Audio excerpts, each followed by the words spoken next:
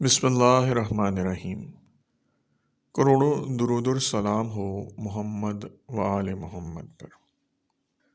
شراب نوشی ایک ایسا جرم ہے کہ دین اسلام میں جس کی سزا 80 کوڑے ہے، مگر مسلمان تو شاید ثواب سمجھ کر شراب پیتے ہیں۔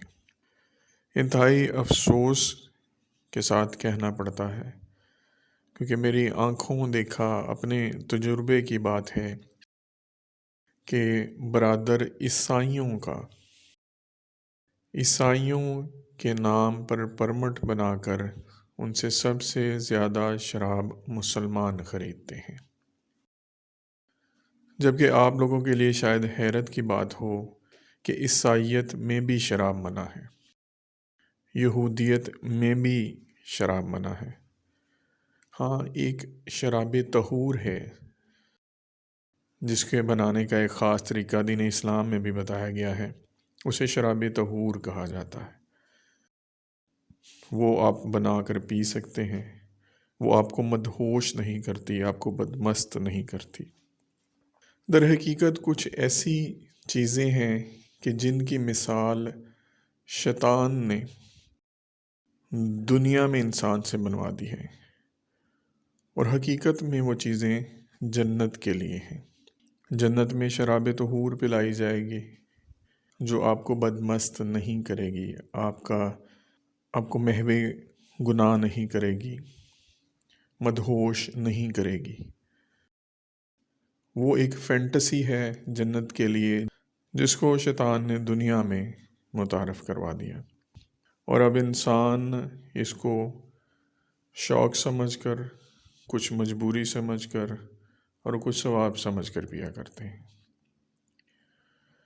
مولا امام علی علیہ السلام کا ایک فرمان ہے، آپ فرماتے ہیں کہ اگر شراب کا ایک قطرہ کسی پانی میں گر جائے اور اس پانی سے کھیت کو سیراب کیا جائے اور اس پر گھاس اگائے اور اس کھیت پر گھاس اگائے اور اس گھاس کو کوئی گھوڑا چر لے، کھا لے، تو میں علی اس ایسے گھوڑے پر بھی بیٹھنا پسند نہیں کرتا۔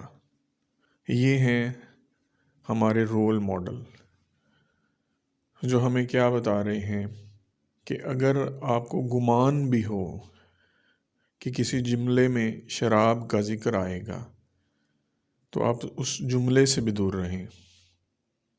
آپ کو گمان بھی ہو کہ کسی محفل میں شراب پی جائے گی تو آپ اس محفل سے دور رہیں۔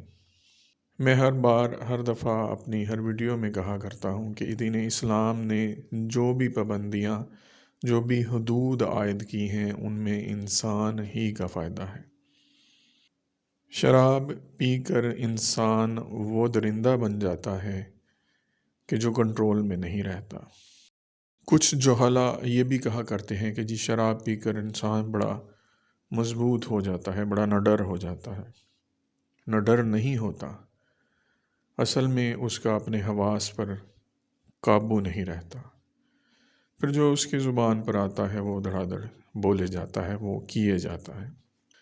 میرا ایک پیغام تمام مسلمانوں کے لیے، خاص طور پر ان افراد کے لیے جو محمد و آل محمد کے ماننے والے ہیں، آپ پر لازم ہے کہ آپ اس آفت سے دور رہیں۔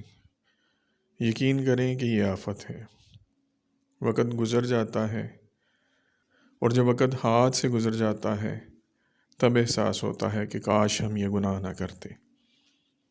تو ابھی وقت ہمارے ہاتھ میں ہے، اس سے فائدہ اٹھائیں اور ان آفات سے، ان شیطانی آفات سے دور رہیں۔ اس میں آپ کا فائدہ نہیں، آپ کا نقصان ہے۔ دعاؤں میں یاد رکھیے گا۔ ملتے ہیں انشاءاللہ ایک دوسری ویڈیو کے ساتھ۔